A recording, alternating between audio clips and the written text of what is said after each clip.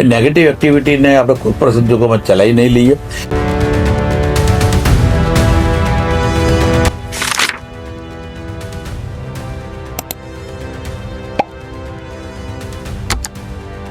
પાલનપુરના જોય cricket club ખાતે બનાસકાંઠા જિલ્લા cricket એસોસિએશનની લાંબા સમય બાદ ચૂંટણી યોજાઈ હતી.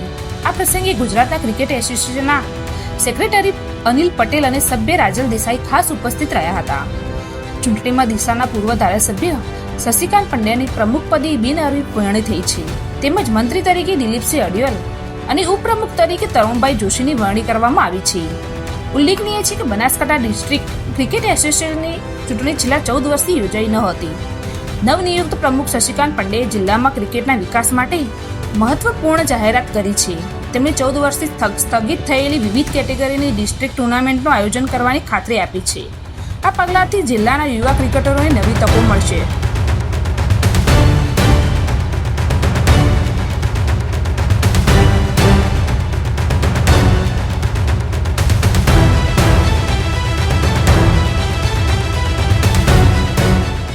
બનાસકાંઠા જિલ્લા ક્રિકેટ એસોસિએશનની છેલ્લે 2011માં ઇલેક્શન થયું હતું લોકશાહી ઢબે.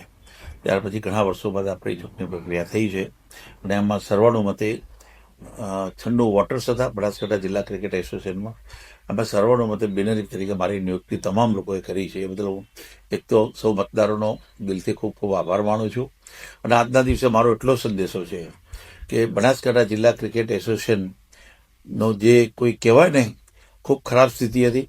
અંડર 13 ગણો, અંડર 40 ગણો, અંડર 16, 19, 23 કે ઓપન કેટેગરીમાં ગણો, જે ટુર્નામેન્ટો નથી રમાતી એ ટુર્નામેન્ટો ફરીથી રમાશે. અંડર 40, 16, 19 કે 23માં ફરી રમાશે. એને હું જવાબદારી લઉં છું, એને ખાતરી આપું છું. અને નાનામાં નાના ગરીબ કે મિડલ ક્લાસના લોકોને જે ક્રિકેટર છે, આ દીકરા દીકરીઓ, એને ક્યાંય અન્યાય નહીં થાય એની હું ખાતરી આપું છું. અને એ લોકોનો અવાજ ગુજરાત ક્રિકેટ એસોસિએશન સુધી જશે એની પણ ખાતરી આપું છું.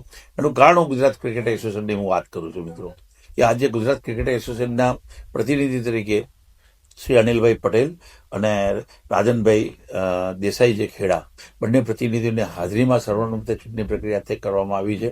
અને જે નેગેટિવ જે કહેવાય એક્ટિવિટી જે ચાલતી હતી જે લોકોની, એ નેગેટિવ એક્ટિવિટીને આપણે કોઈ પણ સંજોગોમાં ચલાવી નહીં લઈએ. અને જે લોકો નેગેટિવ પ્રયાસ કરી લોકોની વિરુદ્ધમાં રજૂઆતો કરવાની જે મેન્ટાલિટી હતી એ મેન્ટાલિટીને ખુલ્લી કરીશું. અને કોઈ પણ સંજોગોમાં એટલી તો હું તમને ખાતરી આપું છું કે નેગેટિવ એક્ટિવિટી વાળાને ક્યાંય કોઈ સ્થાન નહીં લેવાનું દેવું. કારણ કે ખોટી રીતે રજૂઆતો કર, સાચો ખેલાડી હોય એને એના વિરુદ્ધમાં ખોટી રજૂઆતો કરવાની અને એ ખેલાડીને અન્યાય થાય એવો પ્રયાસ કરવાનો. અને એ મારા ગ્રુપનો છે, મારા ગ્રુપનો નથી, આ પ્રકારની જેનું પરફોર્મન્સ સારું છે, જે રમી શકે એવો સક્ષમ છે, એને એવા ખેલાડીને અન્યાય કરવામાં આવે એ તો મિત્રો ક્યારેય ચાલે નહીં. અને ગુજરાત ક્રિકેટ એસોસિએશન આવું ક્યારે કદાપી ચલાવે નહીં.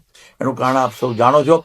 ગુજરાત ક્રિકેટ એસોસિએશનના પ્રમુખ તરીકે આપણા દેશના યશસ્વી પ્રધાનમંત્રી આદરણીય નરેન્દ્રભાઈ મોદી પણ રહેલા છે. એ જ ગુજરાત ક્રિકેટ એસોસિએશનના પ્રમુખ તરીકે દેશના યશસ્વી ગૃહપ્રધાન આદરણીય અમિતભાઈ શાહ સાહેબ પણ રહેલા છે.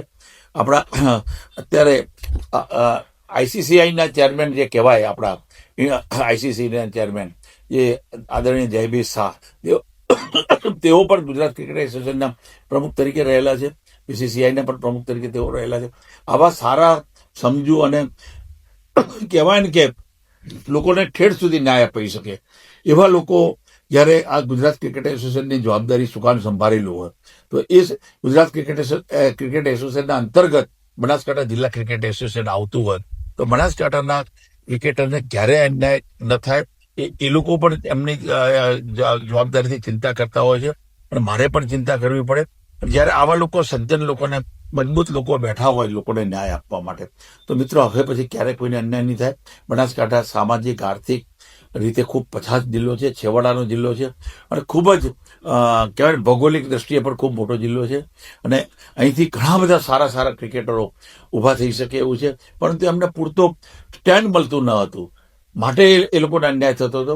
મારા તરફથી તો હું આપણે ખાતરી આપું છું આપણા મીડિયાના માધ્યમથી કે ગરીબ અને મધ્યમ વર્ગનો જે ટેલેન્ટવાળો વ્યક્તિ હશે, જે મેરિટમાં આવતો હશે, એને 100% ન્યાય મળશે.